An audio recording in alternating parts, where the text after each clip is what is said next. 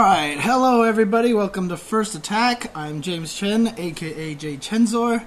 And if you guys remember from last week, we talked about the uppercut and how it affects mostly Street Fighter and Cross Tekken kind of games and like KOF games where, you know, the uppercut is definitely more of a focus, of more of a threat.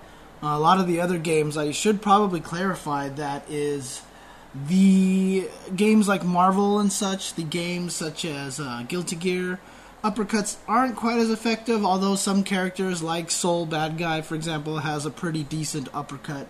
So, you know, it's still, in Street Fighter, I feel like it's the most important move that exists because it affects so much more than we actually think it does.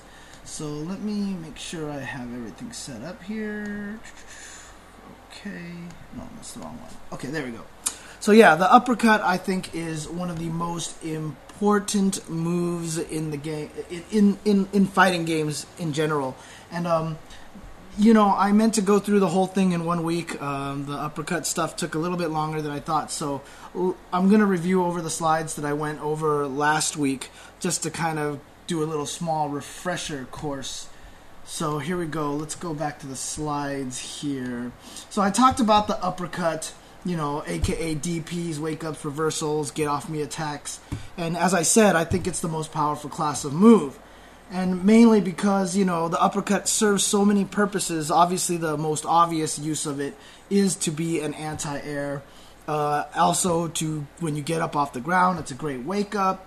You know, if people try to poke at you and you know that they're going to poke, you can uppercut their limbs and such. And, you know, it's pretty much a kind of a fail-safe frame trap because of the invincibility at the start of it. And that invincibility, obviously, is the main thing that makes uppercuts so powerful because as long as you have a move that's invincible up to the first active frame. So if you guys don't remember, moves have startup frames, active frames, and recovery frames. So the best way to think of it is the attack frames are the frames that the move can actually hit the opponent. Startup frames are everything before that. Recovery is everything after the active frames have gone away. So if you think about it, if you have a move that's invincible up until the first active frame or even beyond the first active frame, then pretty much there's no way this move can be hit before it can hit you. And just understanding that concept, if you can grasp just how potent that really is, the fact that you just have this move that pretty much if you activate it and another move collides with you, you win. That kind of is a really good understanding of why uppercuts are so potent. That invincibility is everything. There are some uppercuts where the first active frame is also vulnerable as well. You get a lot more trades in that situation, not as effective. There's even some uppercuts, such as Gen's waterfall kick, which loses, if you do the EX version, it has invincibility when it starts, but it loses its invincibility before its first active frame. So that's why it doesn't work as an uppercut at all, because you try to do an uppercut, someone sticks a move into you, before you can hit them, you're hittable. So thus the move isn't as good of an uppercut. It's really all about having invincibility up until your first active frame. That's what makes a good uppercut. Obviously, also, these moves are fast. Most uppercuts are super fast, ridiculously fast. Like, for example, Ryu and Ken have versions of their uppercuts which have 3-frame startup. So, you know, if you know an opponent's going to poke at you, you can just uppercut right at that moment and get them. You know, the biggest problems with them, of course, limited range, and, you know, if they miss or if they block, usually most uppercuts have a crap ton of delay, so you can just destroy them. And as I will get into later on in this episode, a lot of people have figured out ways to counter uppercuts. So we talked about the uppercuts as the traditional uppercuts, which is the DP motion, forward, down, forward, or even in some cases like Fei Long, back, down, back, right? There's the flash kick kinds, which are, for example, Guile has it, DJ has it. Those are the charge down and up and kick. And then, of course, there's a bunch of different ones like Zangief Lariat, Honda EX Headbutt, and such. Now, what I did last week was I talked mostly about the traditional uppercuts. I talked about all sorts of different techniques to be able to perform an uppercut. I mentioned that you don't even have to be very precise with them. That's one of the reasons why they're so useful. And I talked about some of the weaknesses, that you can jump on people with uppercuts and catch them off guard, for example. And obviously, you have to do it in a specific direction. So you have to do it facing left or right, whereas something like a flash kick is directionless. You know, down, up plus kick will work no matter which way you're facing. And I talked about a little about the shortcuts there. I talked about some advanced uppercut techniques, the delayed button press, where you do the uppercut and wait as long as you can before hitting the button to make sure you uppercut from crouching to get the most damage. This actually doesn't apply to some characters. Cammy, for example, her uppercut does more damage once she actually gets into the air. Once she launches into the air, she does more damage than if she hits deep. So for a character like Cammy, if you can see an uppercut, if you can see a jump early and you can uppercut it super early, you should. Absolutely should. It does 150 damage as opposed to 100 damage deep. So it's actually better to do an early uppercut with Cammy. But a lot of the times you're reacting so at a specific time, and plus the other thing is you lose your invincibility frames when you go up. So it's still safer to do a deep uppercut with Cammy than it is to not. I talked about performing it from crouching, doing a tiny little circle in the bottom corner. Crouch locking, which is where you throw out a whiff, a normal move, and then you can still uppercut from crouching, so you never stand up. Talked about autocorrects, cross cuts, and the mashing. So that's where I left off last week. There is obviously landing uppercuts and combos is very important, and it's not necessarily very straightforward on how to do this. There's a few tips that I would like to give about performing uppercuts in a combo. So let's get this set up here for the game, and I can show you this. So first of all, the uppercuts and combos here. There's obviously two ways to do uppercuts and combos. Most of the time you want to buffer into them, right? So if you want to buffer into them, you're going to do it either from standing or crouching. And this is where all of the stuff that I talked about last week about these uppercut techniques are going to come in handy, especially performing from crouching and such. That's going to help you a lot into doing a lot of these uppercut techniques. So to do a stand attack into an uppercut, okay, so let me switch to the game here.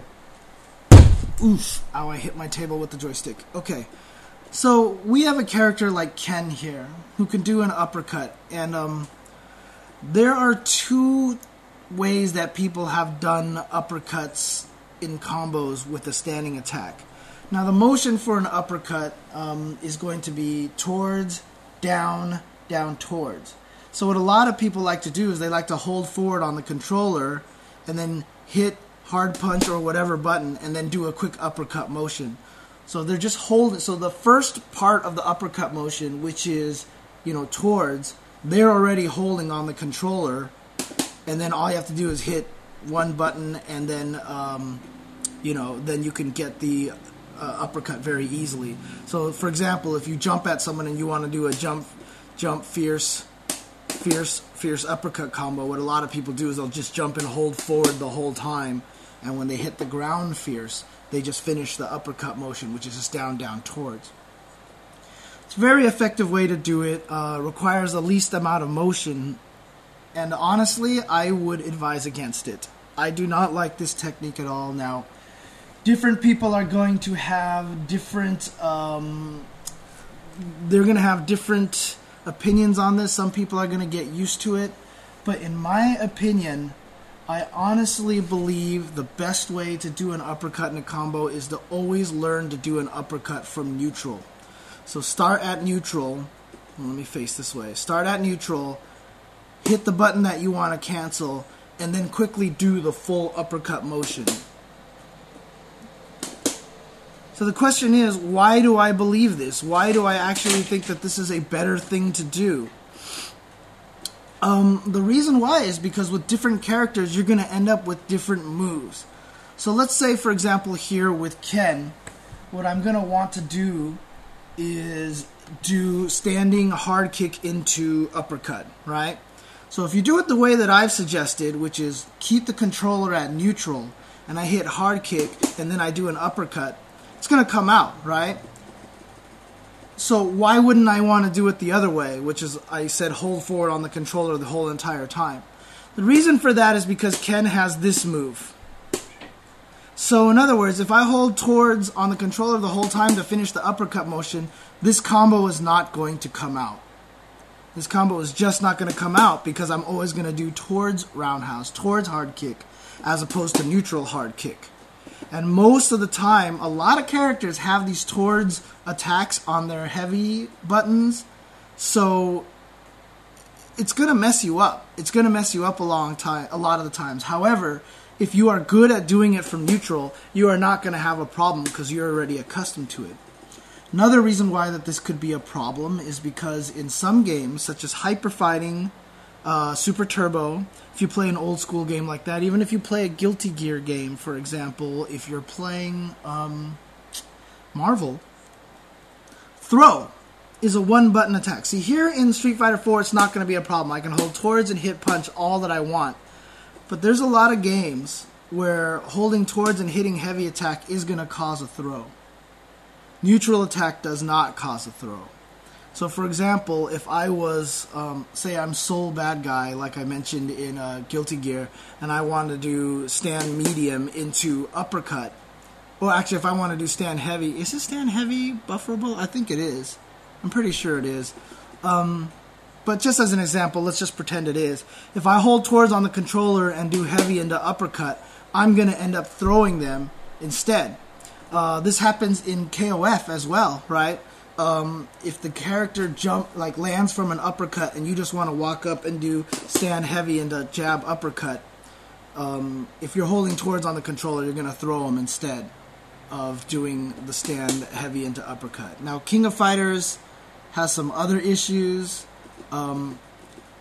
with this, and they're very specific to it. So one of the problems that King of Fighters has is that you can actually do neutral heavy attack, like neutral heavy punch, and then hit towards on the controller, and it will correct itself into a throw. The game basically says, oh, you actually meant to throw, so I'm going to throw instead. So learning to do it from neutral is actually helpful, but you're going to have to be patient. You're going to have to wait until your move hits before you uppercut. Or another strategy that a lot of people do in King of Fighters, if you see someone whiff an uppercut like this and you have a lot of time, you run first and then do heavy into uppercut because you can't throw during a run. So when you see someone whiff an uppercut, you just basically double tap forward on the controller, run for like a frame, and then fierce into uppercut so you don't get that problem. But yeah, so I actually highly recommend that you learn to do it from neutral. And once you learn to do it this way, I mean, unfortunately, there's no trick to it. You just really have to hit one button and then do an uppercut as fast as possible. So you're just going to want to practice your uppercut motion from neutral as much as possible. So like if you're bad at uppercuts, go to training mode, So if you're bad at uppercuts, go to training mode, just do a lot of uppercuts from neutral. Just do a lot of uppercuts from neutral. Ooh, like this. Just keep doing it, try to do it as fast as you can, and then throw in a heavy punch beforehand. And then you should be able to get it no problem. And you should be able to combo into an uppercut pretty easily. Now obviously a lot of people are probably going to ask, what about FADCs, you know, this kind of stuff. I really want to focus on just the core uppercut mechanic. FADC is a little more advanced than what I'm trying to explain here. So I'm going to leave the FADC stuff out. I did do some FADC stuff in Season 1 in one of the execution episodes. I don't remember which one. I think it might have been the second execution episode where I did FADCs and plinking. Of course, if you always want to check our old episodes, go to UltraChenTV.com, click on shows, click on First Attack, and you'll see a list of all the episodes from Season 1 and in Season 2 when they get up on YouTube. And so from there, it's very easy to find all the episodes and navigate to them. Okay, let's go back to the slides here. Now, question is, how do you do a crouching attack into uppercut? And I'm going to turn up the game volume here a little bit because I forgot to turn it up. Let me know if you guys have, if the game is too loud. And actually, I want to address a comment here from Alex too, who talked about KOF improving your execution. It's a little risky. KOF is a very high execution game, but KOF also has a lot of strange restrictions to their execution that don't exist in other fighting games. A lot of the other fighting games, you could take advantage of things that people have just developed for fighting games to make codes register a little easier. KOF has some issues. For example, if you want to practice sonic booms and stuff like that, KOF has some peculiarities in the game. In fact, KOF's code recognition is pretty unique compared to most other fighting games. So while it can be godlike in teaching you execution, it can also at the same time teach you things that might hinder you in other games. So for example, the sonic boom I talked about, one of the things in Street Fighter people have learned to do for sonic booms is to charge back, forward back, punch, and then you'll throw a sonic boom, and that guarantees that you're charging as fast as possible for the next charge move. That doesn't work in a game like KOF. You have to be at towards on the controller when you hit the button. If you do charge back, forward back, and hit the button, you cannot get your sonic boom moves out that way. So there are certain things that, you really do. I mean, that's one of the hardest things about jumping from game to game. You really have to learn what peculiarities each game has. So it's a little tricky that way. But let's talk about crouching attacks into uppercuts. There's two really ways to do it, and the first way, which was the way that most people learned in the beginning, is the blended motion. And by blended motion, I mean the uppercut code, as I mentioned, is towards, down, down, towards. And last week I mentioned you should probably learn to do the uppercut by doing like a little circle. So from towards to neutral to down towards. So you just kind of do this little circle as opposed to trying to rub it against the edge of the controller. Not only can you do it faster for things like neutral attack like this, it'll give you it's just a more fluid motion than actually going like this, like trying to do a quarter circle to down and then back to down forward.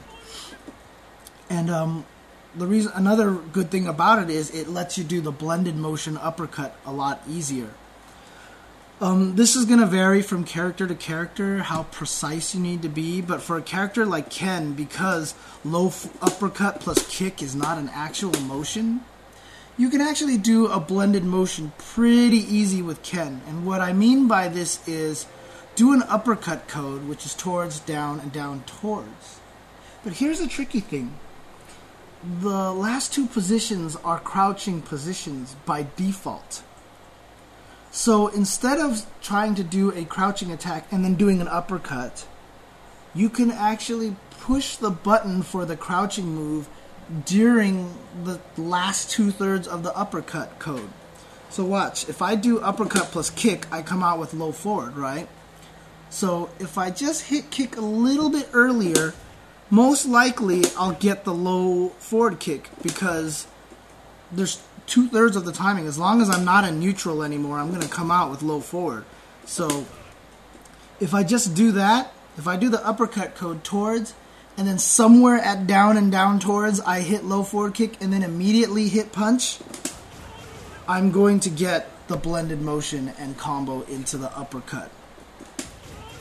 That is probably one of the easiest ways to do it. So, for example, after a jump in, what you do is you do a jump fierce and then do the blended motion. Now, like I said, with Ken, it's pretty easy because I can actually do a full uppercut plus kick and piano kick into punch. So I can just do that. So look at the commands up in the. Oops, shoot. My bad. Let's do this again. Okay.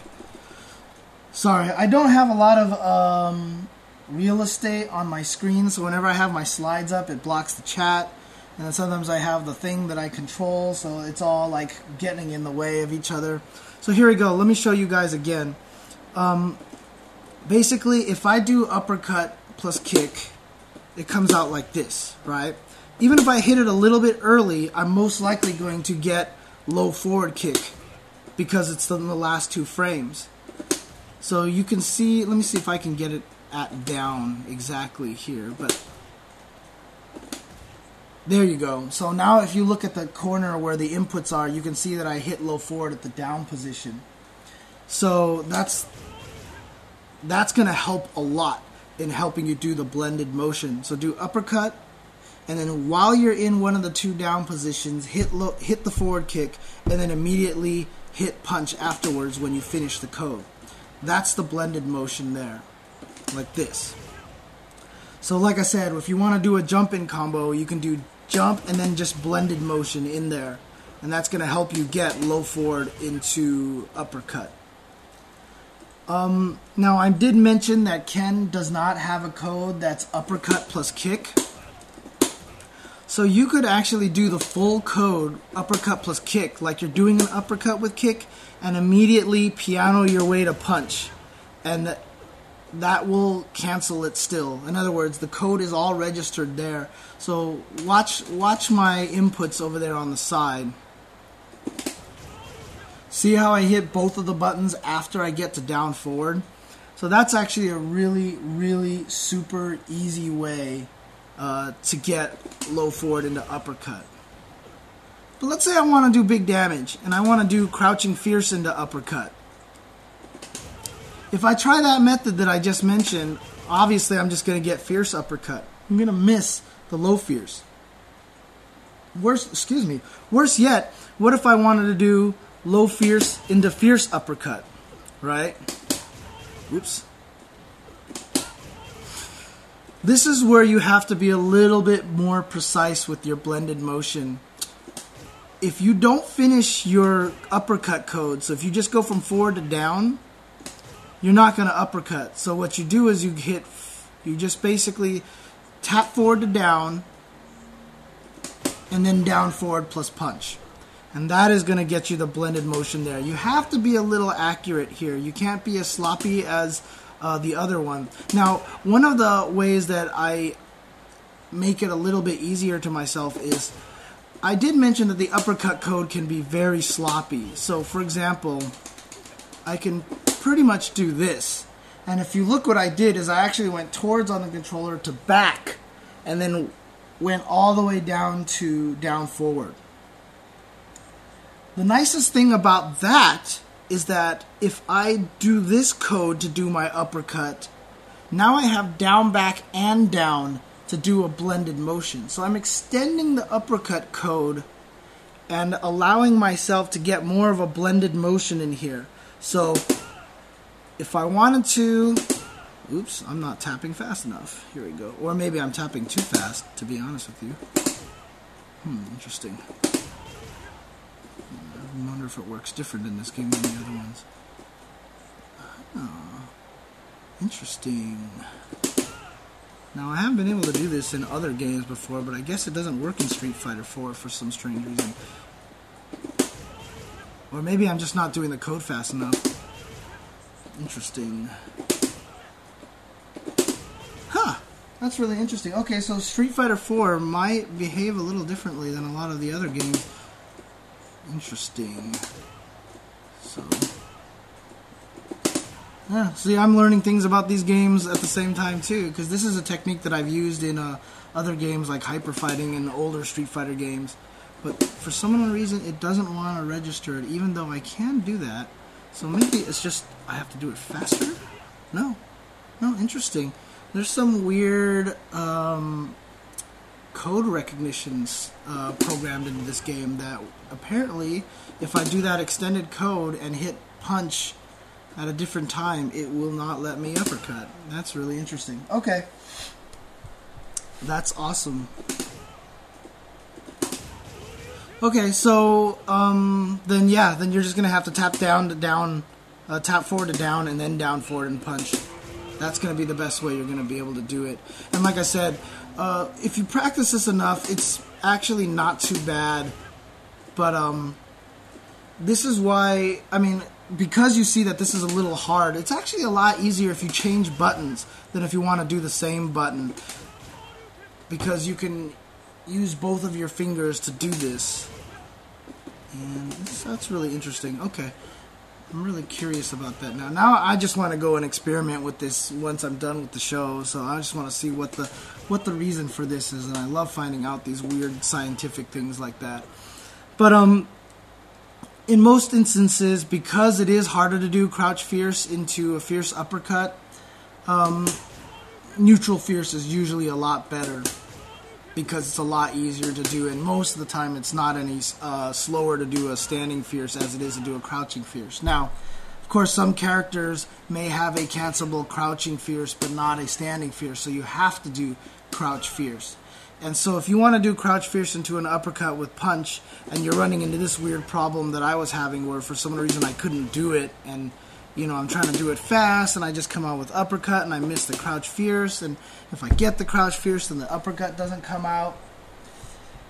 This is where you need to learn the other version, which is the circular motion. This one is really important as well, but this is, if you remember, I'm going to go back here. I talked about the circular motion performed from crouching. I talked about the circular motion last week, so if you guys don't remember that, that's basically where you start at down forward and do a small circle back to down forward. So you basically go from down forward to neutral, down forward to towards to neutral to down towards. So you're doing a tiny little circle and you come out with an uppercut like that. This is an alternate way to do a crouching combo, is that you throw out, so just like standing, where I start my controller at neutral and then hit the button and quickly do a code, you can do the same thing by starting at down forward, hitting a button and quickly doing the circular motion. So that will be a lot easier. And here's the interesting thing about doing the circular motion. If I'm just sitting here at neutral, I have to do a small circle really quick like this I talked about, right? However, if I am, actually, hang on a second. Okay, so I have to do a small motion. If I do a big motion, I'm going to jump. When you're in the middle of buffering a move, you don't have to worry about ever jumping. So you could almost spin a full 360 on your joystick, and you're never going to have to worry about jumping, so you don't even have to do a tiny little circle. You don't even have to be precise. I'm doing a full 360 around the controller to do this. And yeah, someone mentioned that that's how you do Zangief low short, low short, low short in the green hand. You know, you go low short, low short, low short, and then quickly do the full circle. So if you're doing Zangief crouch short, crouch short, crouch short, EX green hand, make sure you're holding offensive crouch while you're doing the shorts. Short, short, short, and then spin the controller really fast to get that. And, okay. So I'm going to go back here really quick. And what I'm going to do now is I'm going to take a quick break. And when I come back, we will talk some more about uppercuts. So stick around, guys.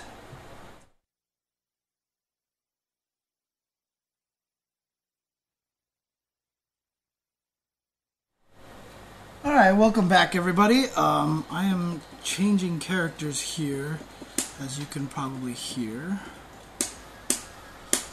Okay, so I'm kind of talking about here how to perform uppercuts in combos and such. I want to talk about the shortcut motion a little bit. The shortcut motion makes it ridiculously easier to do combos while crouching. And it's a very powerful tool in Street Fighter 4 and in Cross Tekken.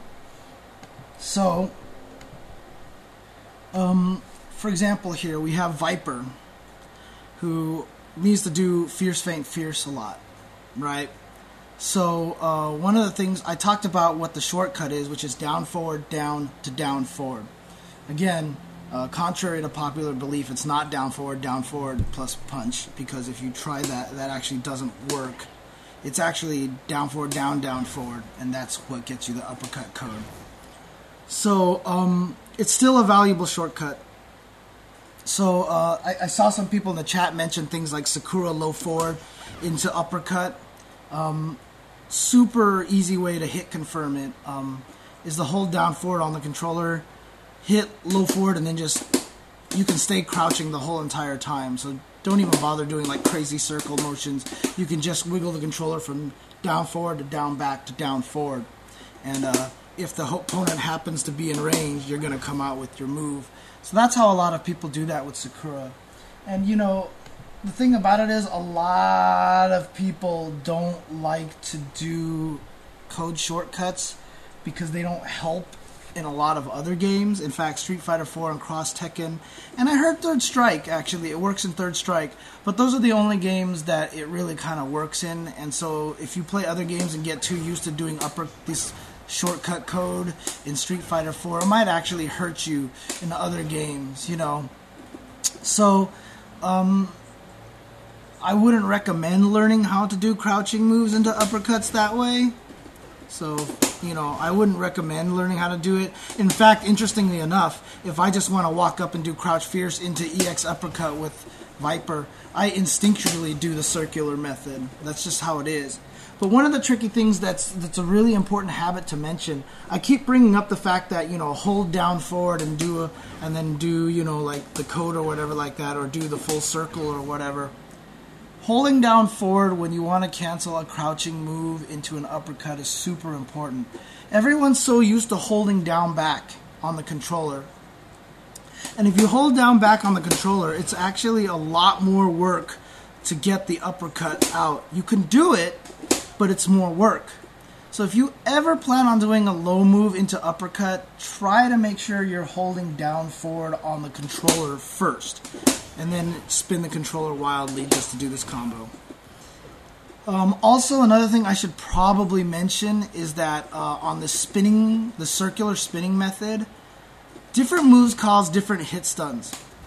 So you can see that whenever you make contact with the character, the game freezes for a few frames.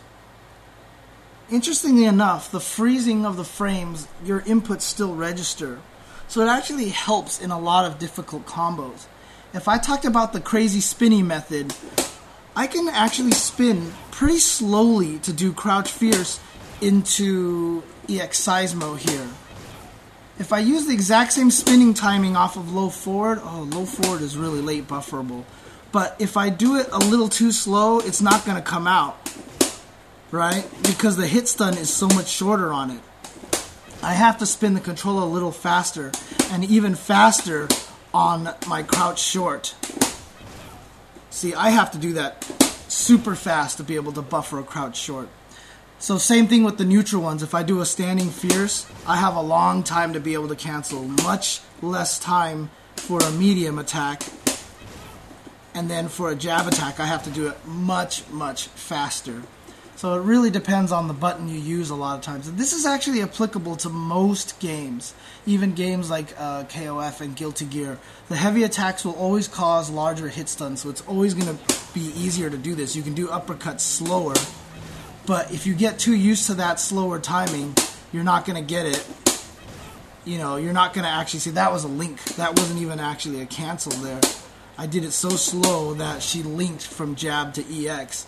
But that same timing allows me to cancel the fierce. So that's actually really important to know. And so some people actually wanted me to try to do fierce feint fierce. I'm actually really terrible at fierce feint fierce, I'm not going to lie. And the way I do fierce feint fierce is a really ghetto way of doing it, but I'll save that for an execution corner later on. Maybe if I have time at the end of this episode, I'll do a Viper fierce feint fierce, and I'll talk about how I do it in ways that it helps me learn techniques that I use to make it easier to do. All right, let's get back to the slides here. Okay. Now some people are asking about Doria, the electric wing god fist in Cross Tekken. That one is really, technique-wise, there's really no like tricky way. I mean, I guess I need to try it out myself. I haven't attempted it a lot in Street Fighter Cross Tekken. The thing about Doria is that it's really timing. There's just a certain window that if you hit the button at the right time, it comes out with Electric Wing God Fist. So you just have to learn that timing. I talked about the bop-bop method. Bop-bop, bop-bop, bop-bop. If you do it and it's like bop-bop and it doesn't come out, probably doing it too fast. So instead of going bop-bop, slow it down to bop-bop. Doesn't sound any different, but trust me, that was a little bit slower. And you really got to get a good rhythm for it. If you can remember the rhythm, if you can keep the rhythm in mind, it'll help you a lot in being able to consistently get Electric Wing God Fist. If I have a chance, maybe I'll pop in Cross Tekken and we'll see how consistent I can do it. So let's move on here. Let's talk a little bit about why the uppercut changes everything and how it affects the game. And let's talk a little bit about some of the advanced strategy. I'm going to go to Ryu here. And why not? I'm just going to beat up on Guile. Okay. So let's talk about some of the strategies about uppercuts. One of the things about uppercuts that are so powerful is because they beat pretty much 100% of the moves out there, except for things that have more invincibility or things that avoid it. The thing that makes uppercuts so scary is that it will beat all moves. And if you play a match right, and your opponent is predictable enough so that every time they touch a button, you manage to uppercut them. So let's just say I'm playing against Guile here.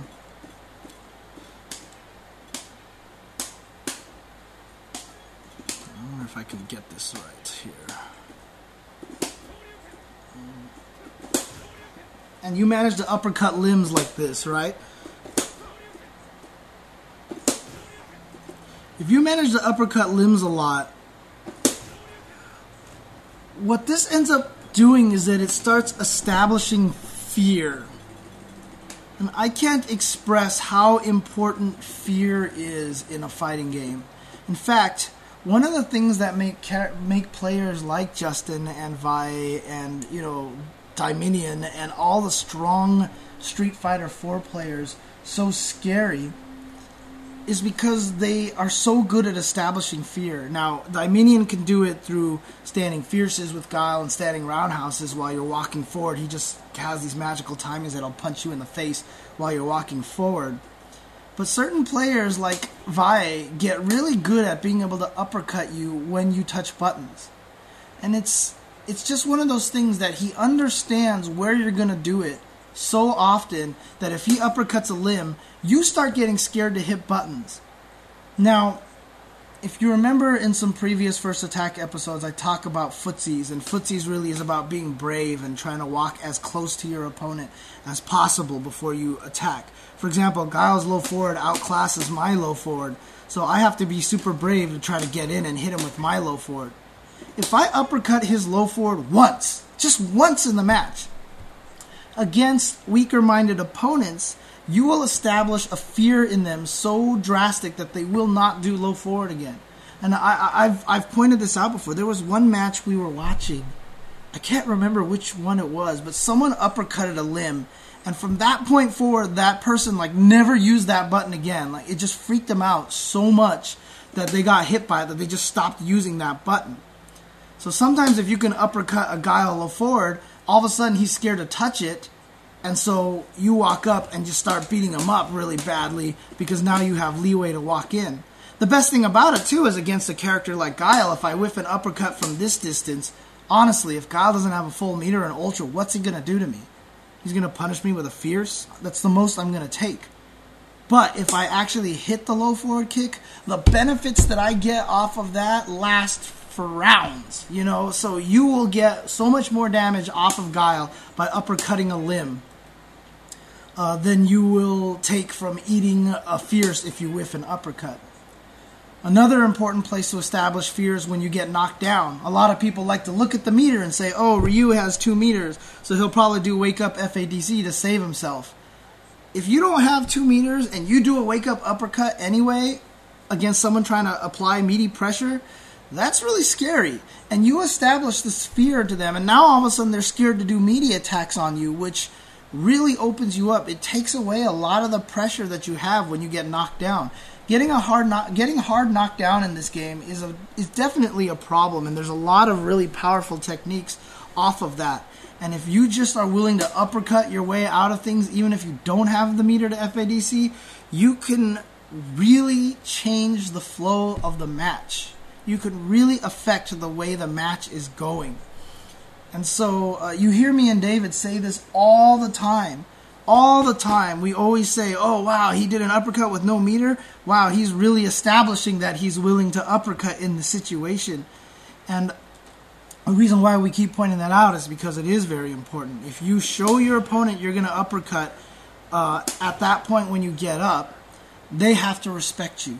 You will establish a little bit of fear into them. Even if it's not like they're freaked out, like, oh my God, what do I do? It's just like, I'd better not put a move in him because he may uppercut me. And that will open up being able to get away on wake up with backdashes, or even getting up and walk up and throw and such. It really just opens a lot of things up to you once you start establishing the uppercut on wake up. Again, it's a fear tactic. It's something to control the flow of the match. And keep that phrase in mind, controlling the flow of the match, because it's a very important phrase. So I talked about the wake-up situation. I talked about it in use of footsies, right? If they throw out a low forward, you can uppercut a limb and such, right? So that's established fear and such. Now, the Psychic DP, a.k.a. the Umeshoryu. This is something that Daigo is very well known for. It is basically Psychic Uppercut. Sometimes you'll play matches and you'll see a Guile sitting here. You know, he's fighting, and he walks up. Whoops. He's fighting, and he walks up and tries to back fist you or something like that.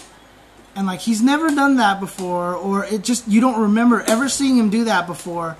And then all of a sudden, a player like Daigo, you know, will just be walking around, and then all of a sudden he will just uppercut and hit the limb just out of nowhere like this, and everyone's just like, God, how did he know?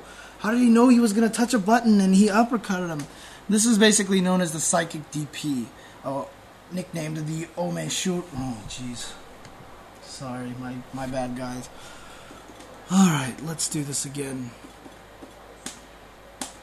So sometimes you'll just see Guile walking around and throw out a back fist like this, and then you'll see Daigo, you know, as soon as Guile just decides to hit a punch button, you know, Daigo will uppercut it. And it looks like he's just psychic, that he's just reading his opponent's mind. This is, again, I mean, this kind of goes with the concept of fear that I talked about. The reason why the Umeshoryu is so powerful is because it does cause this fear. And I want to dispel one rumor real quick about the Umeshoryu, or the Psychic DP. It's very rarely psychic. Very, very rarely is it actually psychic, where it's just like, you know what, he's hitting the button now.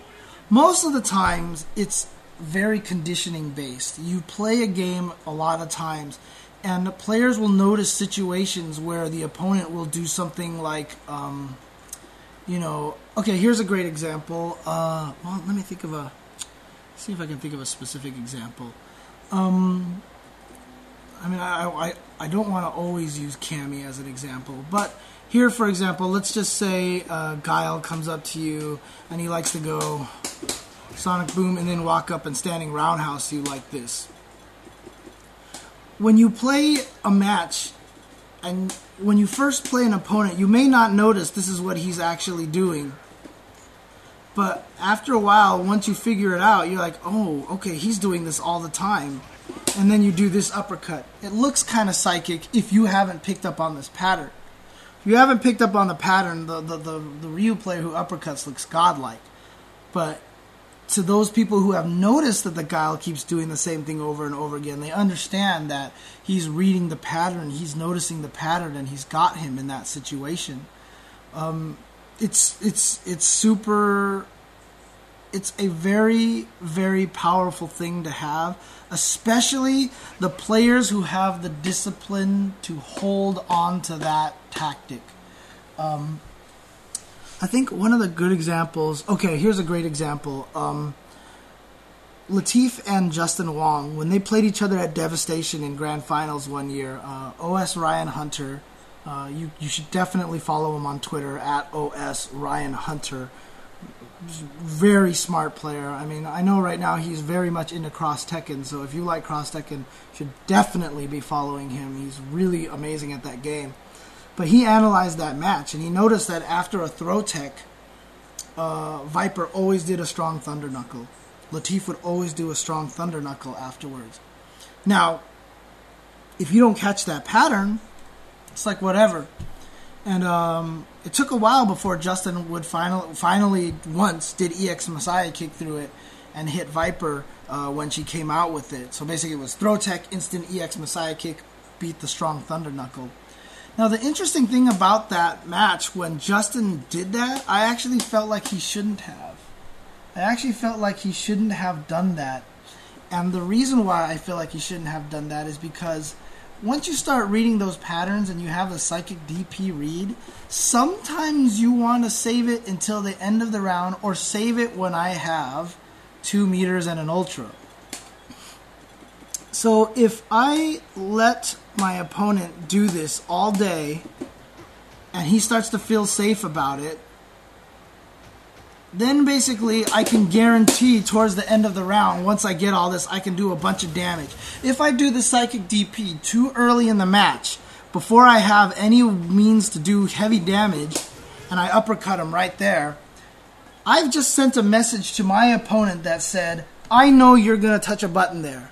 And he got uppercutted, so now he's going to be like, you know what, I'm not going to do this button here anymore. But all you got out of it was an uppercut damage. If you let him do that and let yourself sacrifice your positional advantage from time to time to let him get away with throwing out that stand roundhouse until that one key moment, which you can drain half his life for doing that move, you're better off. More importantly yet, if you never have to do it at all and you can still beat your opponent, do it. I've talked about this on commentary so much. You want to win with the least amount possible, and that is exposing their weaknesses and all of your gimmicks, whatever. You want to win in the most basic fashion possible. If you can beat them without ever doing this, it could come in handy next month and another tournament. Or you beat him, and since you're in a pool, he makes it all the way out of loser's bracket, and he fights you to make it out of the pools. And you have a run back, and you got to fight him again. Hey, guess what? You saved that now for this game. So now you're down a lot in life. You need a big comeback. You have this knowledge in your back pocket to do against him. So just because you read the patterns, and this has nothing to do with uppercuts, by the way. This is just a fighting game strategy. Even if you can read the pattern, sometimes you may not want to exploit the pattern right away. Save it for later when you do need it. Of course, this is different online because a lot of times when you play people online, you're never going to run into them again and such, or you're just playing sets and you just want to practice stuff. That's all good and fine. Go ahead and use it there. But understand that in tournament settings or when you're playing like as seriously as possible against someone, try to save some of this stuff for later on. But, okay, let's go back to the slides. Psychic DP again. Very rarely a psychic DP. And a lot of the times it doesn't even have to be a full pattern. A lot of the times it can just be like, you know what? I can tell he wants to hit a button here. A great example, let me go back. A great example of the psychic DP, one of the best psychic DPs is where, you know, let me make him crouch just to make it look real. So you somehow manage to land a cross up and he's blocking, and you kind of go jab, jab, and then you just kind of do this shimmy in front of their face. Like you go short, short, walk up, and then wait and uppercut. That's a perfect example of a psychic DP situation. Even though your opponent hasn't necessarily set up a pattern for it, there are human tendencies that a lot of people like to do. So if I'm fighting Guile and I go low jab, low short, and then dance here for a second, the natural reaction for a Guile is either going to throw out a low forward or a sonic boom. That's going to be the natural reaction. If he throws a sonic boom and I jab uppercut, I'm going to get hit. Okay, good on him. He didn't do the wrong thing. But a lot of Guiles are going to throw out that low forward kick. So if I go low jab, low short, and then kind of just stand here in this really uncomfortable position for just like half a second, there's this weird trigger in the natural human mind to just panic and hit a button to try to hit Ryu. And if you see that situation, and especially if he wiggles like this, because then you're just like, oh, he's going to do something. So you try to kick as fast as possible. You can uppercut his limb. That's another way to execute an Ume Shoryu. And the best thing about an Ume Shoryu in that situation is that it causes the fear in the opponent. It will scare them from touching buttons, which will now give you the chance to walk up and throw them. Again, psychic DPs are almost never psychic. Just requires a great read or great conditioning. And so, like I said, don't ever think Daigo is just throwing uppercuts at random, okay? He's not trying to do that. Maybe Punko is, you know, but unfortunately David's not here, so he's not going to be able to talk about that a little bit. But a player like Daigo, he is reading. So a lot of times when you see his uppercut whiff, it really is he just read wrong. It's less of a random uppercut than it more is just, you know, at this moment, this feels like the right choice to make. So let's continue on with some more advanced uppercut strategies. This is one of my favorites here, which is called the never block when you can uppercut tactic. Pretty much anytime you can block, you can uppercut. Right? I mean, you're allowed to do an uppercut code, because if you're free to block, you are free to uppercut. So let me see if I can, how do I want to set this up here? Let me do something here.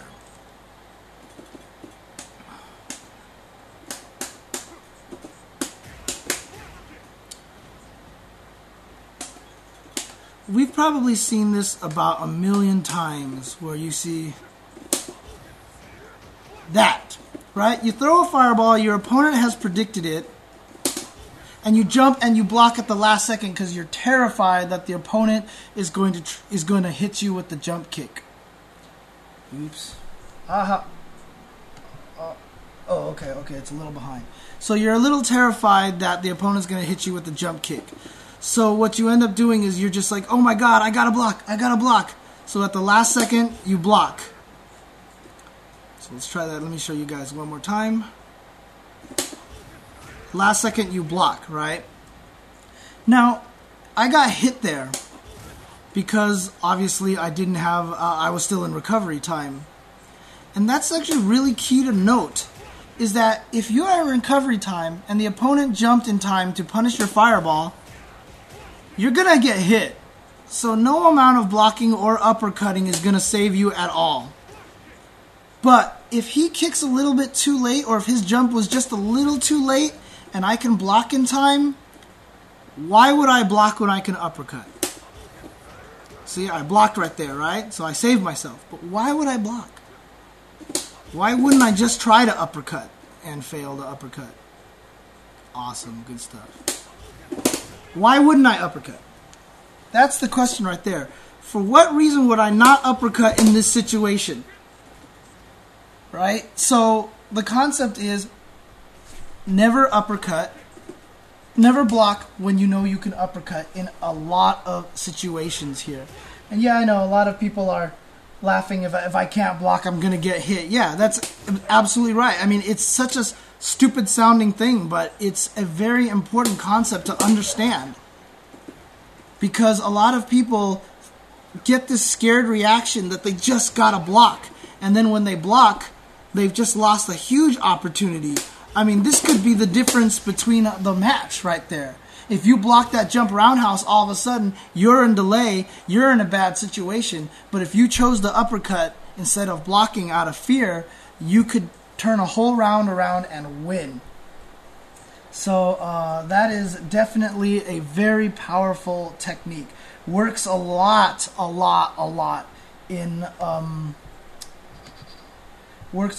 in fireball trap situations, the example that I just showed. Another time is mistimed whiff punishes. This is the Vi special. A lot of times, if you're walking around and let's just say I whiff a low roundhouse, right? Let's say I whiff a low roundhouse. Let's do this really quick.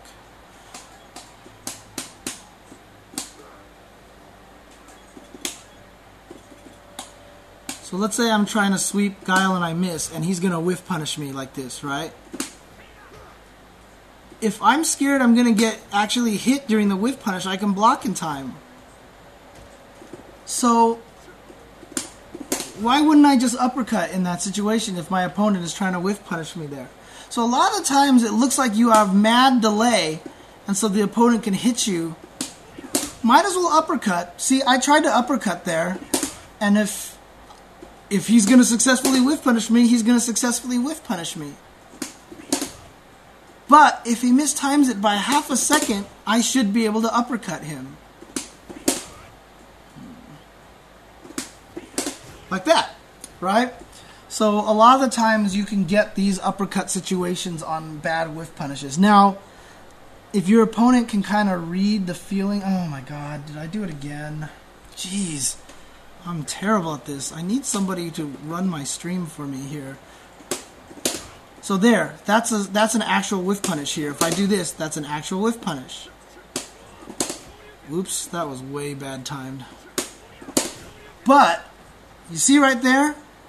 Instead of blocking, which I could have done, I'm like, oh crap, Guile's coming up to me, he's going to kick me. I'm going to hold back and block just in case he mistimes his whiff punish so I can block in time. The logic comes down to, why would I do that if I could uppercut? Why would I block when I could uppercut in that situation?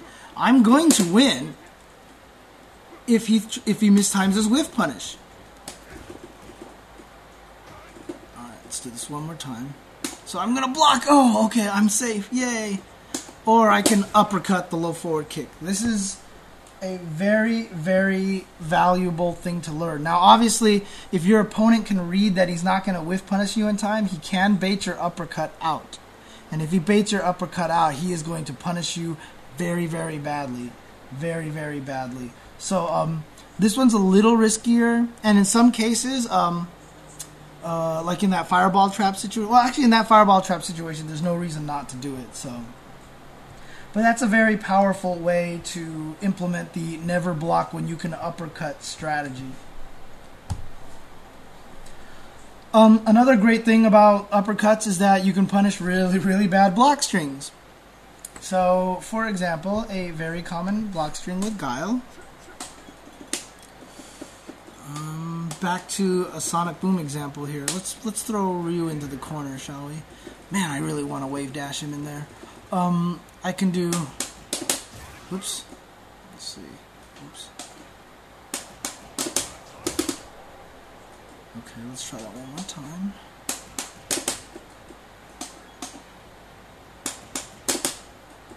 So I'm not plinking properly.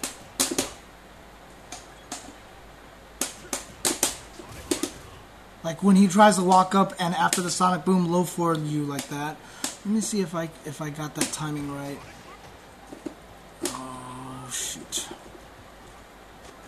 Let me do this one more time.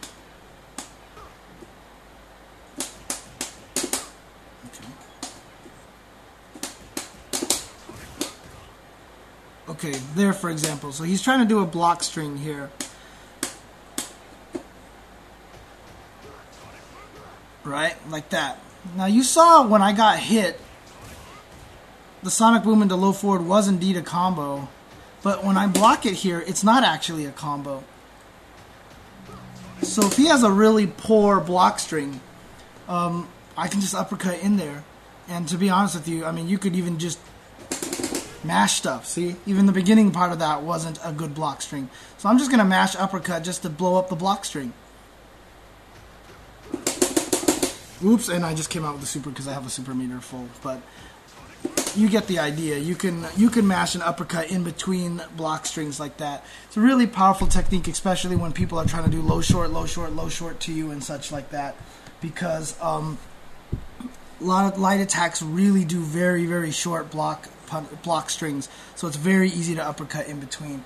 Very powerful tool for punishing really badly timed block strings and such. And again, it's to establish fear. It's establishing fear in your opponent. Another great one is the combo failure punisher.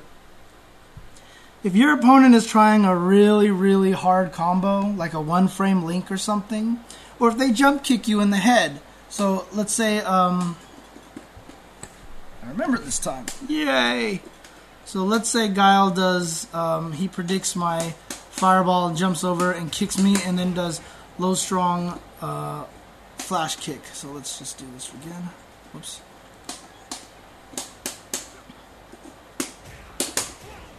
So he does that combo to punish my fireball, right?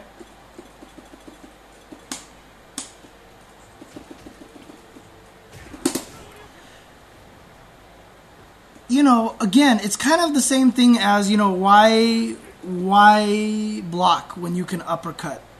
If your opponent is going to do this and you can block in time and he messes up a combo, right? And you block it, it's like, whatever. But if I think he's going to mess up the timing to his combo, why not uppercut in between it? Now this Guile example is kind of poor because if you block the flash kick, obviously you can really beat the hell out of Guile when he comes back down. But in a situation, for example, like Rufus stand light kick into stand heavy punch, if you know your opponent's going to go for that link and he's not consistent with it, even if he is consistent with it, why wouldn't you try to uppercut in that situation in between the light kick and the heavy punch? Because if he mistimes it by a frame, you get an uppercut. You get to punish him as opposed to getting pretty much nothing out of it instead of blocking. And he's going to go into Galactic Tornado. Galactic Tornado is not punishable on block. So if you just blocked and protected yourself with a block, he's going to Galactic Tornado, be safe, you're going to take some chip damage. If you try to uppercut in the middle of a hard block string, that actually works really good. Now, there are players who will try to bait that out. I've had it before where someone was trying a hard link and he knew I liked to do this, so he looked like he was going to do the hard link and then he just waited. And then I uppercutted, he blocked it, and he beat me up. So that is definitely something you have to be aware of. But that really that's a very advanced level thinking. A lot of players are not going to be thinking that. So that's a very, very effective way to beat up an opponent trying to do a combo. And then you put a little fear into them when they do combos as well. They might not go for the higher damage combos, so you're going to save yourself from a lot of damage.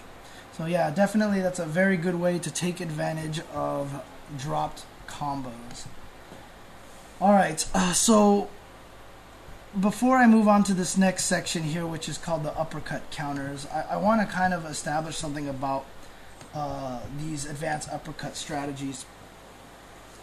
I talked about this a little bit, how it's really about affecting the flow of a match.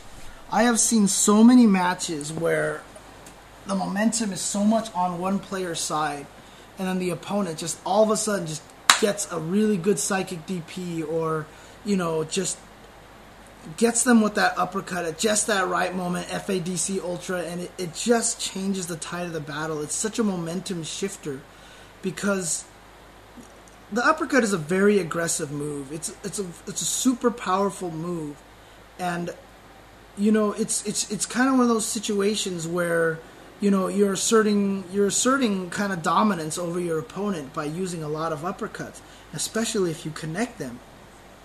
If you can land uppercuts on your opponent in certain situations, you can really instill a lot of fear. You can change the momentum of fights completely, like you're getting dominated, but one great uppercut can turn a whole match around.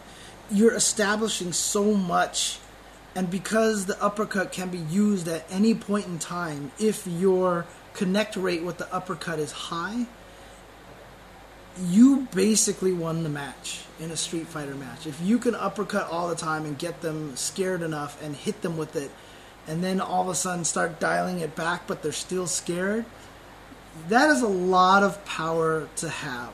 That is a lot of power to have. And honestly, anytime you poke your opponent, anytime you're poking your opponent, they probably could have uppercutted you. So for example, if you're Cammy or Cody and you're in close against the Ken, and you're sitting there doing poke strings and doing cool frame traps, at any point in time you could have jab uppercutted and beat it.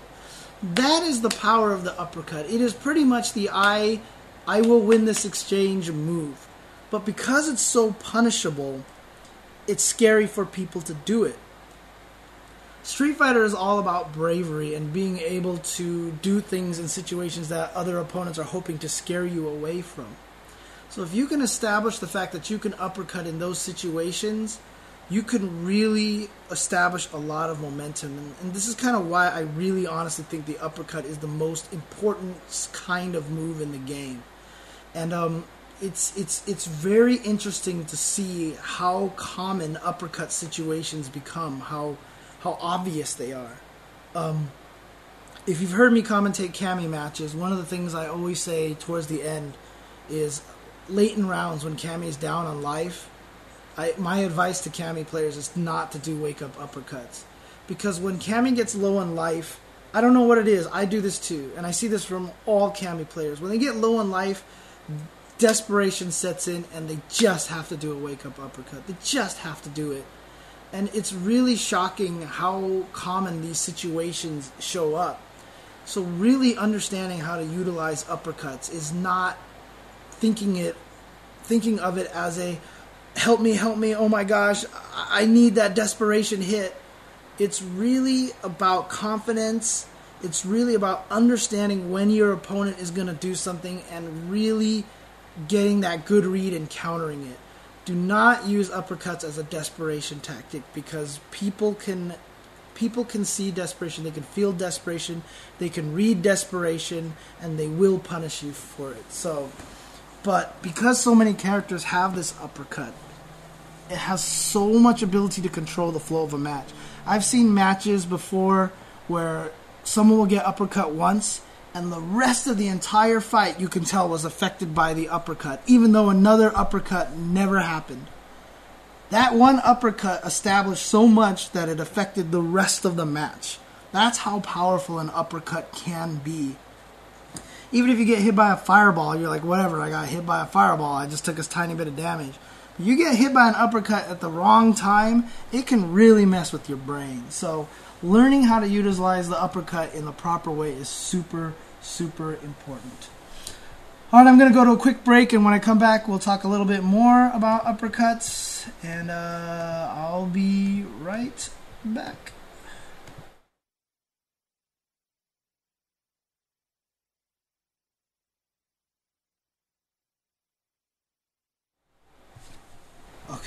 Okay.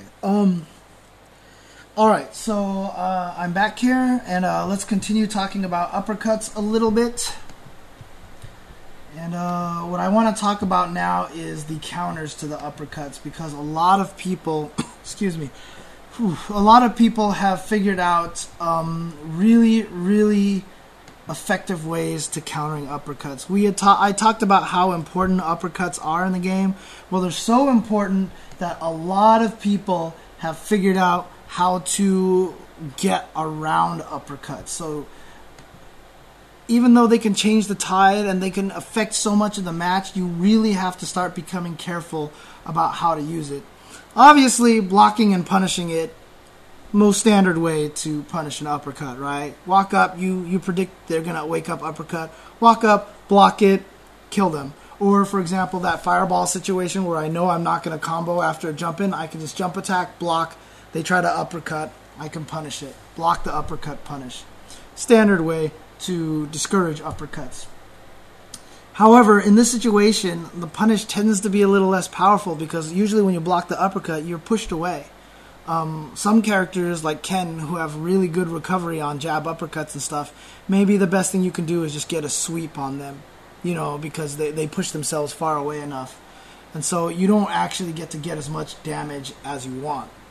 Now, obviously, baiting uppercuts is a really good way to do it, and you bait uppercuts by using methods to avoid uppercuts. So here, let me switch back to the game screen here. Game right. No, that's not. There we go. So let's switch back to here now. With Guile, it's going to be a little bit tougher. Let me change characters here. But there's a lot of ways that you can fake people. I talked about the whiff punish one, right? If you know, you try to poke, you always have the pattern to do something at the exact same time every single time. If you can read that your opponent is going to try to uppercut it, a lot of times, like I said, you feel the desperation. So like in the situation where I said low strong sonic boom with Guile, and then Guile walks up and tries a low forward and you uppercut the low forward. If you have a really good lockdown in the corner and you can start reading the desperation, you kind of get the idea that that is what the Ryu wants to do, is uppercut your low forward. So after you throw out the low strong and the sonic boom and take a step up, instead of actually doing the low forward, you do a crouch jab. And it looks like you're doing something, it makes you do something, and then Ryu whiffs the uppercut, you walk up, and then you get to punish him for some big damage. Jab fake, great way to get people to uppercut. So, for example, if they whiff a move and it looks like you're trying to whiff punish, but you know you can't hit them in time, you walk up and jab instead. And they uppercut and they whiff, and then you walk up and punish them. Other really, really effective ways to get away from situations, for example, backdashes work really good. Now, I mean, I don't know how good Ken's backdash is. Ken's backdash might not be very good. So let's try. Let's see what happens. Yeah, see, it's not particularly strong here. So let's try this again. So if I do a wake up jab uppercut, I can punish here. So a medium uppercut's not going to work. But backdashes have enough invincibility that a lot of times you can bait uppercuts out and punish them. Especially for characters like Chun-Li, Rose, Cammy, who have really long-range backdashes. Very easy way to do it. In games like King of Fighters, you can roll through them, you know, just as soon as you know, or roll backwards, frankly, either way. You predict they're going to do an uppercut on wake-up, just roll right through it and punish accordingly. So avoidance moves are a very, very good way to punish them. So, like I said, backdashes and other avoidance moves. Cross-ups. Very, very, very, very powerful way to defeat uppercuts. And, hang on, let me see here. Yeah, okay. So, the reason why cross-ups are so good is because this particularly works in Street Fighter 4. It doesn't work as well in other games, but it does work in many games. But Street Fighter 4, it's particularly effective because uppercuts tend to hit further forward in Street Fighter 4 than they did in a lot of other games. So I'm going to just land this cross up here, right? So what happens if Ryu tries to do an uppercut?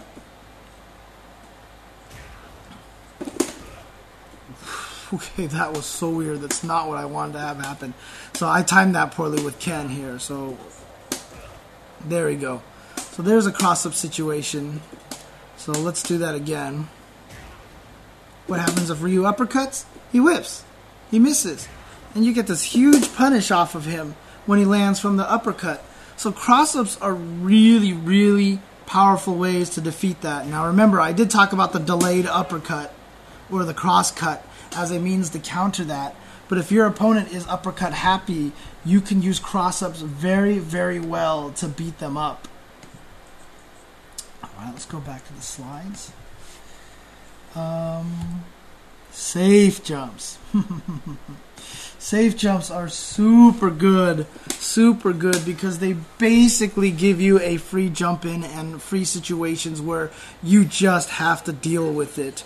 And it's a great way to stop uppercuts. It's a great way to stop uppercuts. So, for example, the reason why safe jumps work, if you guys are unaware, the thing that makes safe jumps so good is that uppercuts don't hit right away. I did say uppercuts are very fast, but you can time it just right so that during the startup frames of the uppercut. So for example, Cammy has an uppercut that is... Oops, I did this wrong. I picked the wrong characters. Hang on a second. Cammy has an uppercut that is 5 frames to start up. So if you can land a jump attack so that you land... Basically, I mean, I don't want to go all into safe jumps into too much detail because it takes a whole episode to explain it. I actually have an episode from Season 1 where I talk all about safe jumps. So if you want to learn a little bit more about safe jumps, you know, please check out the episodes again on UltraChenTV.com. You can see a little bit of the... you can learn exactly how a safe jump works in that situation. But what ends up happening is this. Here, I'll show you. This is a safe jump. Right? Oops. I should probably do a better move than that. Let's do this.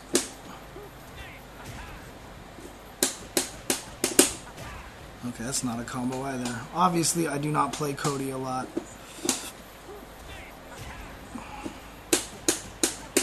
There it is, right there. Okay, so that's a combo with Cody right there. Now watch what happens if I play this back and I block. So I'm Cammy and I'm going to block this now. I have to deal with this mix-up, right? Now obviously the Cody player is not going to go into the full combo, so he's not going to... Ooh, you know what? I did something wrong here. So basically what's going to happen is that Cody's going to see I'm blocking, and then he's just going to go into some pressure string instead. Okay, let's try this one more time. Okay, there we go. Now I did it right. Now the interesting thing is, let's see what happens if I do an uppercut. Oops, if I can actually do a wake-up uppercut.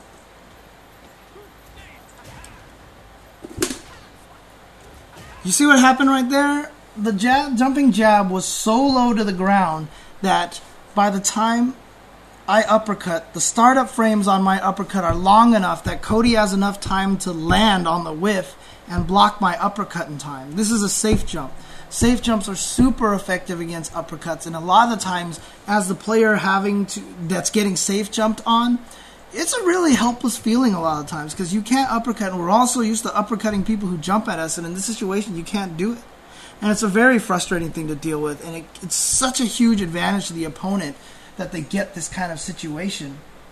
And you keep asking about how do you backdash Guile or Cammy's DP without getting hit.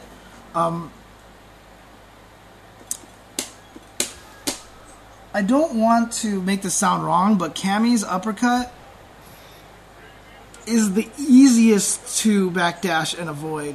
That thing has no ground hitbox. It has no ground hitbox whatsoever. It's one of the things that I hate the most about her uppercut, because in Super Turbo, she hit on the ground so good. But there is... I mean, seriously, Cammy's uppercut has such really pathetic ground range. Here, I'll show you guys. It's really easy to backdash this move. I mean, look at this. Look at this. I'm using the roundhouse version. I'm not even hitting Ryu. Look at this. Look at this stupid thing, right? You don't even need to backdash against Cammy's uppercut. You can sweep her down and like walk one step back and watch her whiff her uppercut and kill her. Look at this thing. It has no ground range. It is so easy to backdash this thing. Okay, you do not have to worry about backdashing Cammy's uppercut to save your life, right? So what you have to do against Guile is probably time it really, really well so that you outlast his active frames with your invincible frames on the backdash. Of course, this is going to vary depending on the character, but you have to time a backdash like the instant he starts the flash kick. That's how you're going to avoid it in that situation. So, okay. So let's go on here. What was I talking about here on my PowerPoint? Safe jumps, yeah. So safe jumps is a great counter to uppercuts. It just takes away that whole reversal option. You have to eat the jump attack, and you have to deal with the following pressure after that. I don't use safe jumps that often, to be honest with you, and it's a huge hole in my game. It's a huge weakness. I mean, David uses a lot of safe jumps, and it causes me so many headaches. And honestly, if I used it more, I would probably have a much stronger Street Fighter game. But it just, you know, I play so old school style. When I played Super Turbo and Hyper Fighting and stuff like that, I never did safe jumps. It was just not even a thing to me, you know. It's just a tactic that I haven't picked up. But it's a very good tactic, and you should really learn it. You should really learn it if you can. And the nice thing is, with stuff like Cody's back throw into the jump jab, that's an automatic safe jump. You just hold up back. You don't have to time it at all. So if you can find those kind of situations, it's the best way to do it. Now, there's obviously... let me show you some examples here. If you have an uppercut that has more invincibility, you can just beat up the opponent's uppercut with your own uppercut. So the most blatant version of this is Seth. Seth's EX uppercut hits... I mean, it has invincibility frames for days. It's seriously, this stupid move has invincibility frames for days. So what I'm going to do is this. Okay, so what I have that stupid thing. Let me change this again. I always do it backwards. Seth should be the dummy.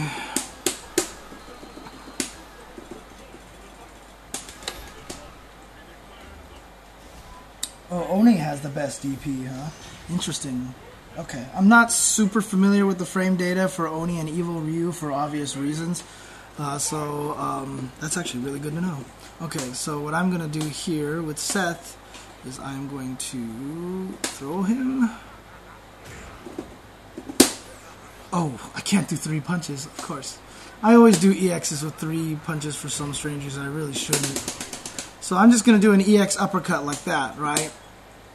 So what happens is, I'm Ryu, and I'm going to do a wake-up uppercut. Oh, jeez, I didn't even come out with my wake-up uppercut.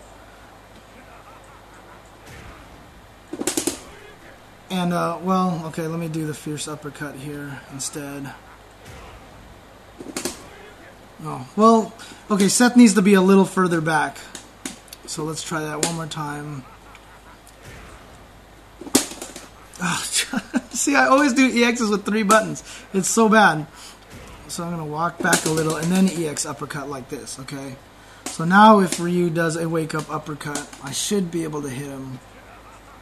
Let's see. One more time. Yeah, right there. So I did an uppercut with Ryu, and basically I just got out-prioritized because he has more invincibility frames than I do. So again, right there. So that's one way to do it. It's a very obvious tactic. You know, if you have more invincibility frames, just out-invincibility frames the opponent. Now, the question is, what happens if you're like Ryu versus Ryu? Let's think about that for a second. If you're Ryu versus Ryu, you obviously have the same frame count. Can you take advantage of out-invincibling the opponent if you guys have the same frame data? The answer to this question is yes.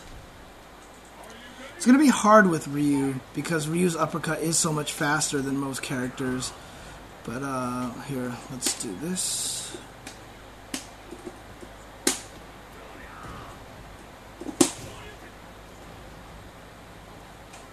Let me try that one more time. I don't think I did that right. Okay, I might have gotten it. Let's test it and find out.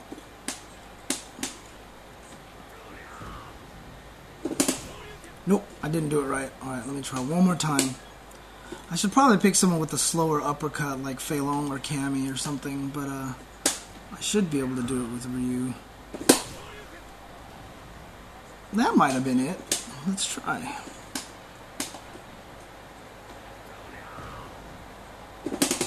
Yep, there it was, right there. I just did... Oh no, I didn't get a reversal. Hang on a second. Did not get a reversal. Was that a reversal? Did I get it? Did I get the reversal?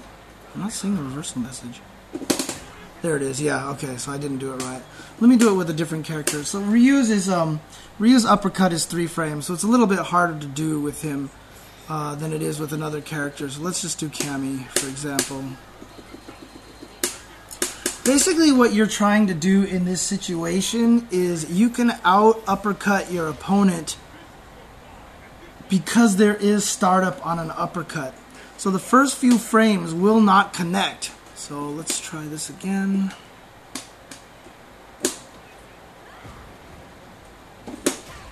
Okay, let's see if I did that right.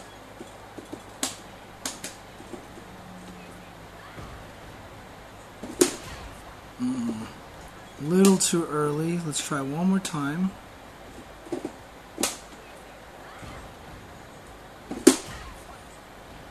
That might have been it, actually.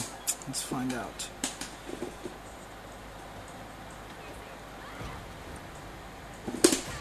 Nope. Still did it too early. Now, I mean, obviously, everyone's probably sitting here watching this. It's going like, okay, maybe this is not a really good tactic because look how hard it is to do. But there are very, very specific situations where you kind of end up in a 0 frame situation where you both are recovering at around the same time. And what you end up trying to do is do your Dragon Punch like 1 or 2 frames later than the opponent.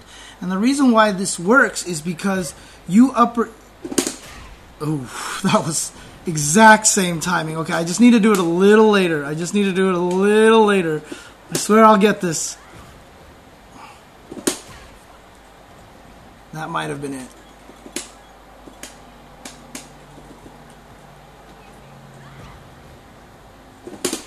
There it is. Perfect. Okay, there it is. Exactly what I wanted to have happen there.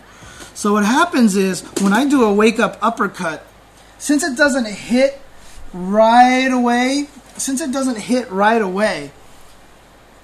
there's 5 frames of startup here. So let me switch over to camera of me view.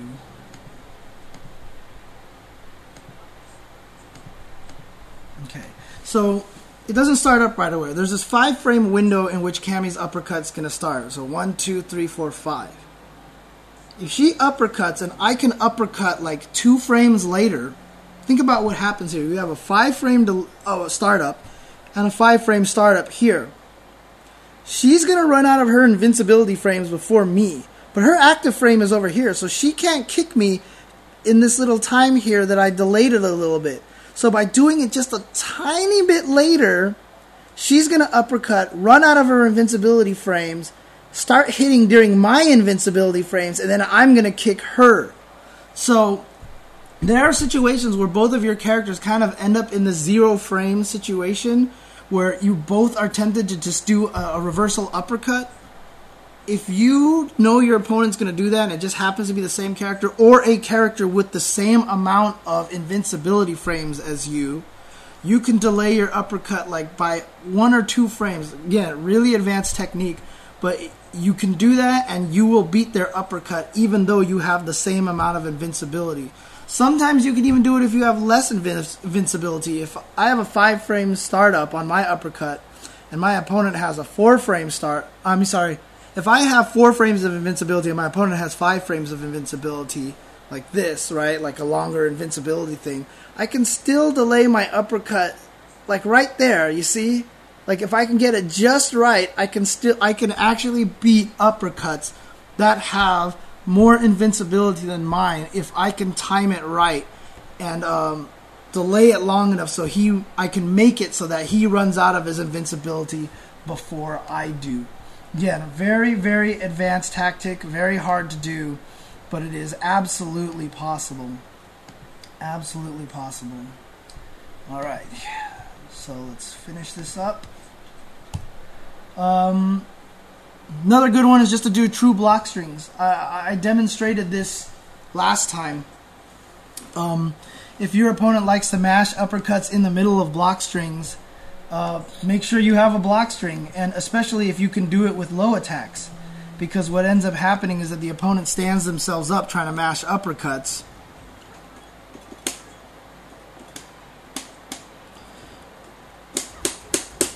So I'm going to do 4 low shorts like that, which is a true block string. And if I try to, oops, okay. This is Street Fighter 4, so it's a lot. This happens a lot more in the other games. But if I stand up in the middle of there trying to do an uppercut, I will get hit by the low shorts, like that, basically. So if you can do a true block string, that kind of happens there. This is actually is a very common Marvel tactic to counter chicken blocking. When people try to jump up back, you just basically low L a lot, and they jump back, and they try to jump back, and they hold up, and they get hit. This definitely is more prevalent in other games like Third Strike and in for example, like Super Turbo and such. In Street Fighter 4, it's just not as effective because it's so easy to do those crouching shortcuts. You don't actually have to stand up, so it's not a particularly effective tactic in Street Fighter 4. I will admit that much. And then, of course, the another really good thing to do is just watch your enemy movement. See what they're doing. One of the things I've mentioned before about uppercuts being bad is because they actually require you to, do a whole motion. And this is super advanced tactic. This is super advanced tactic footsie mode here. So, if I'm Cammy and I want to hit a stand roundhouse here, if I see Cammy walking forward, it's a lot more dangerous for me to stick out a stand roundhouse against her than if I see her walking backwards, interestingly enough. Because if she's walking forward, it's so much easier to uppercut. So she can uppercut my poke a lot easier than if she's walking backwards. If she's walking backwards, it takes a little bit more time for me to get the uppercut code out. So it actually becomes safer to poke in that situation. This applies really well to Fei Long. It's safer to poke Fei Long if you see him walking forward, because his uppercut is the opposite direction. He's not going to flame kick your leg as easily if he's walking forward because he has to go to back and do a backwards uppercut.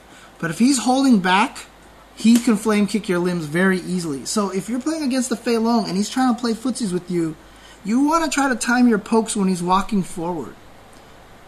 Again, super high level footsie stuff, super advanced stuff, but that is an actual thing that some people do. They'll wait till they see Fei Long walking forward. Or for example, if you're a Ryu player and let's say Gouken has the ability to uppercut, with the palm rush through your fireball, you'll throw a fireball more likely if you see Gouken walk backwards than you would if you saw him walk forward. Because if you walk backwards and you throw a fireball, chances are he's not going to get it out in time to get through the fireball, and maybe not fast enough to punish you, or he just won't get the code out. But if he's walking forward, much easier to get through the fireball with that move. Little things like that make a huge difference. Very, very subtle footsie strategies there. Okay, here we go. And then spray footsies, basically. This is a Street Fighter 2 thing only. If you are playing Hyper Fighting or Super Turbo, the only reason why I want to talk about this is because those games are the only games where if the opponent uppercuts... So, let me show you this right now.